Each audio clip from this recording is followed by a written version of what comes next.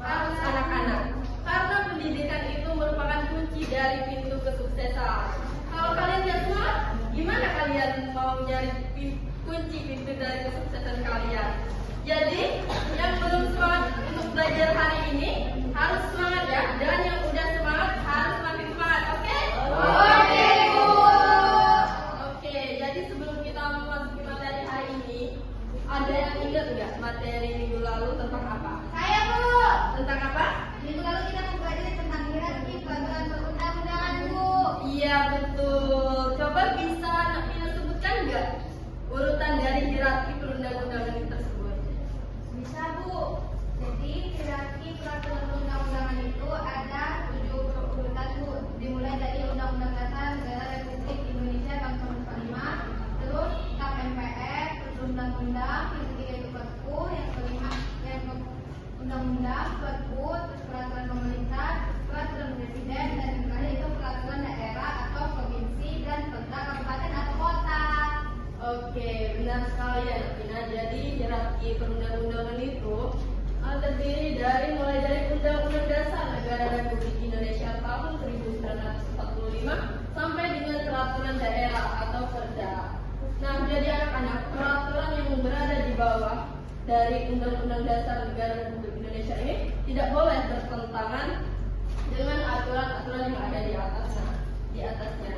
Nah, kalau tadi materi minggu lalu, sekarang ada yang tahu nggak materi kita hari ini tentang apa? Saya, Bu. Tentang apa kalian? Tentang mekanisme dan asas pembentukan peraturan perundang-undangan. Iya, betul sekali. Nah, jadi materi kita hari ini tentang mekanisme dan asas pembentukan peraturan perundang-undangan. Jadi anak-anak, undang-undang itu tidak langsung ada, tidak langsung disahkan begitu saja. Sama nih seperti kalian. Coba di sini siapa yang suka makan? Saya. Kenapa dia suka makan, Bu? Ya, jadi anak-anak, makanan yang kalian makan itu pastinya memerlukan proses pembuatan kan? Nah, sama seperti undang-undang anak-anak. Undang-undang ini memiliki mekanisme serta asasnya dalam pembentukan peraturan perundang-undangan.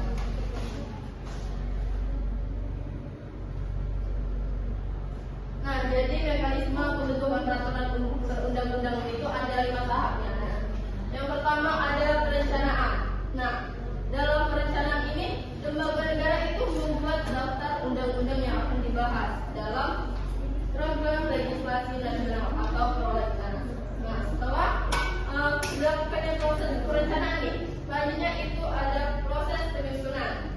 Nah, dalam proses penyusunan ini, rancangan undang-undang atau RUU bisa diajukan oleh DPR, Presiden, ataupun DPD. Dan setiap RUU ini wajib dilengkapi naskah akademik yang berisi kajian ilmiah, latar belakang, dan tujuan. Nah, setelah dilakukan tahap penyusunan ini, lanjut ke tahap pembahasan dan pengesahan. Nah, jadi dalam tahap ini, DPR dan pemerintah itu membahas lagi nih, RUU melalui rapat komisi, gabungan komisi ataupun badan legislatif. Nah, setelah pembahasan itu ada pengesahan. Jadi setelah RUU tersebut dibahas anak-anak, RUU ini tuh disahkan dalam rapat paripurna DPR. Nah, setelah pembahasan dan pengesahan ada tahap pengundangan. Jadi undang-undang yang telah disahkan di rapat tadi tuh diumumkan dalam Lembaran Negara Republik Indonesia dan mulai berlaku sejak tanggal RUU tersebut diundangkan, kecuali ditentukan lain dalam undang-undang tersebut. Nah, tahap yang terakhir itu ada tahap penyebarluasan. Nah, jadi undang-undang yang sudah diundangkan itu selanjutnya disosialisasikan dan disebarluaskan kepada masyarakat oleh DPR dan pemerintah agar masyarakat ini mengetahui dan menaati peraturan yang baru ini.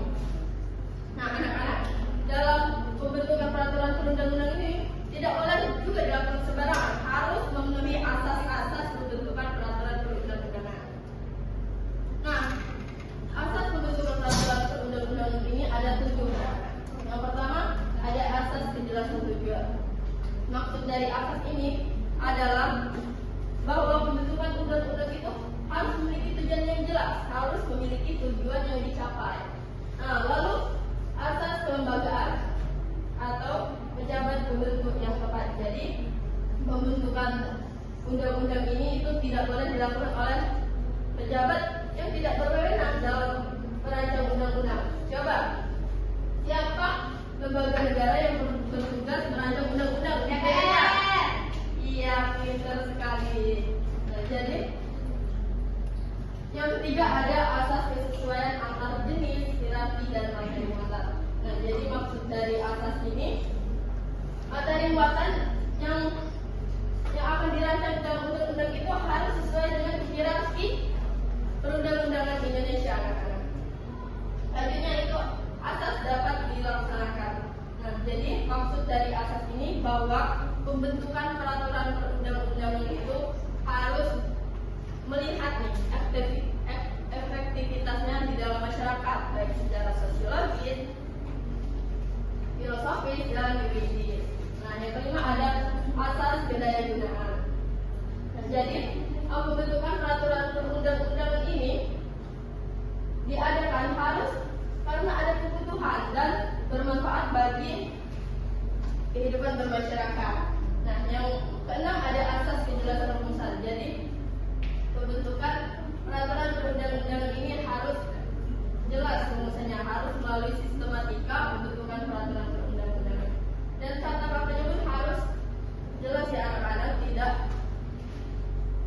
nanti kalau kata-katanya tidak jelas dalam rancangan undang-undang itu nantinya akan ada kontroversi terhadap undang-undang tersebut. Dan yang terakhir itu ada asas keterbukaan. Nah, jadi asas ini itu bermaksud bahwa pembentukan peraturan perundang-undangan ini harus dilaksanakan secara terbuka, mulai dari perencanaan, penyusunan, pembahasan sampai ke penyebarluasan. Nah, jadi itu asas pembentukan dalam peraturan perundang-undangan. Sampai di sini ada yang ingin ditanyakan?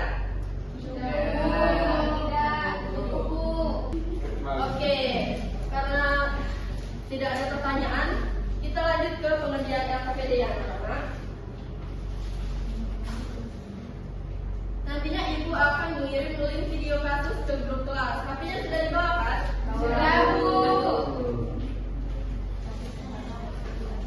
Nah, nantinya kalian akan menganalisis kasus tersebut dan akan menjawab pertanyaan dari LKPD yang ibu berikan. Ini duduknya sudah sesuai kelompok? Sudah, Bu. Oke. Kelompok satu mana? Ini, Bu. Sorry. Ini. Kelompok dua? Ibu. Kelompok tiga? Oke. Jadi kalian nanti berdiskusi tentang pertanyaan yang ada di LKPD. Kalau selesai, perwakilan kelompoknya harus maju ke depan untuk menjelaskan hasil diskusi kalian. Oke? Oke. Ibu beri waktu 1 menit.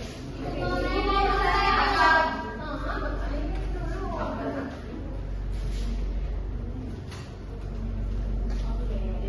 Ibu mau nanya ya, Bu? Iya. Ibu mau Nanti ya.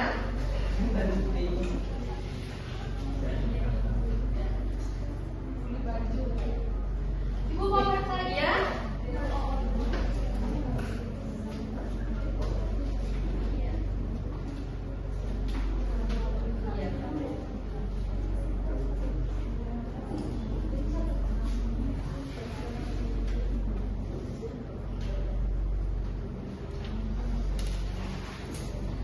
Oke, ada yang sudah selesai? Sudah, Bu. Sudah, Bu. Tiga sudah, Bu. Anak-anak, sepertinya karena waktu kita terbatas, satu kelompok saja yang maju hari ini dan dua kelompok lainnya di minggu depan ya. Oke, Bu. Tiga, Bu. Tiga, Bu.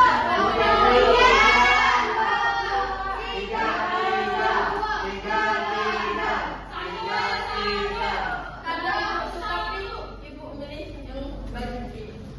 Silakan kelompok dua. Putih ya, putih suci loh. Kurang suka ibu, karena udah kotor. Iya. Kami dari kelompok 2 ini mempresentasikan hasil diskusi kami.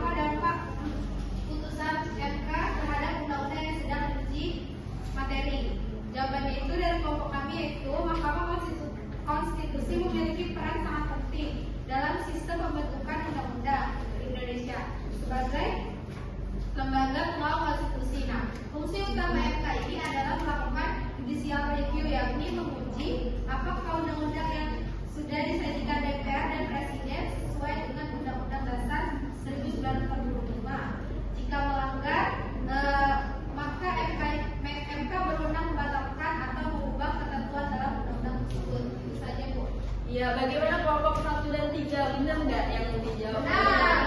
betul. Ya, betul. Nah, anak-anak, jadi karena tadi LKPD sudah selesai di unit ketiga, untuk evaluasi saatnya kita kuis. Oke, silakan buka UL Kahoot ya anak-anak. Coba ya Bu, aku saya yang ini ada lagi.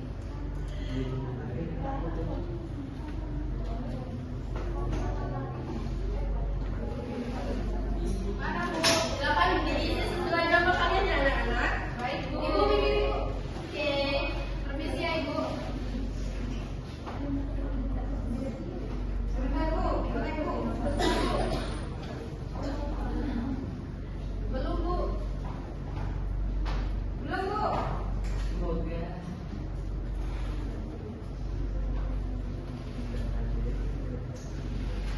Aku siapa?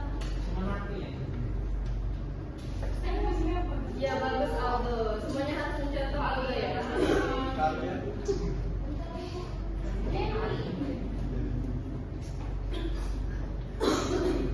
Mulai. Mulai. Ya mulai Bu. Ayo, coba dilakukan yang lainnya.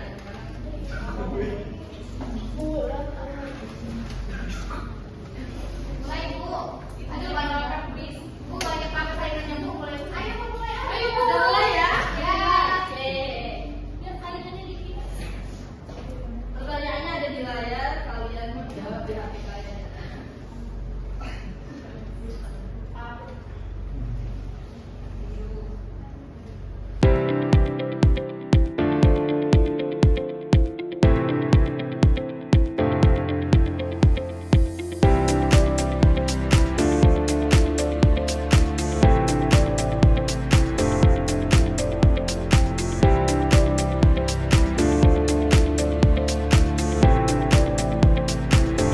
Siapa yang menang?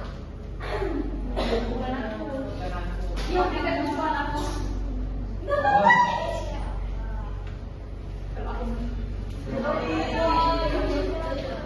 Iya.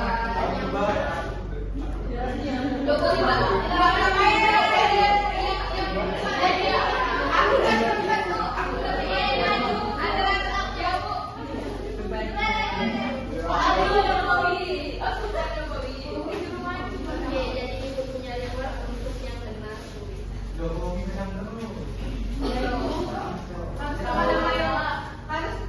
Juara satu siapa? Jokowi Bu. Makasih, Bu. Tepuk tangan dulu untuk teman kita.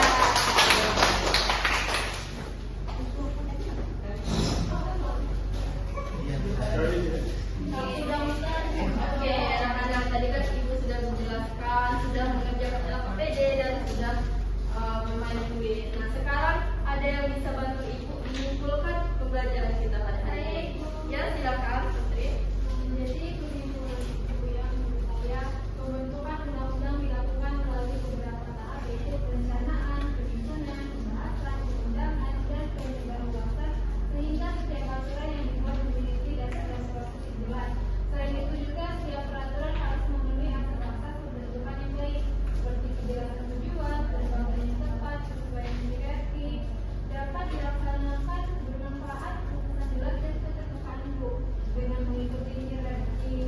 Dengan mengikuti hierarki, mekanisme dan asas-asas tersebut, peraturan yang dihasilkan dapat lebih mudah dipahami, diterapkan, dan bermanfaat bagi masyarakat itu. Iya, betul sekali ya anak-anak. Jadi, tahapan dalam pembentukan undang-undang tadi ada 5 ya. Dan pembentukan undang-undang itu harus sesuai asas-asas pembentukannya. Oke, jadi karena waktu kita sedikit, mungkin pembelajaran kita hari ini sampai di sini saja. Sebelum ibu menutup pembelajaran hari ini, ketua kelas tolong pimpin doanya. Baik Bu, teman-teman mari kita berdoa sebelum kita tutup pembelajaran hari ini. Berdoa dimulai. Berdoa.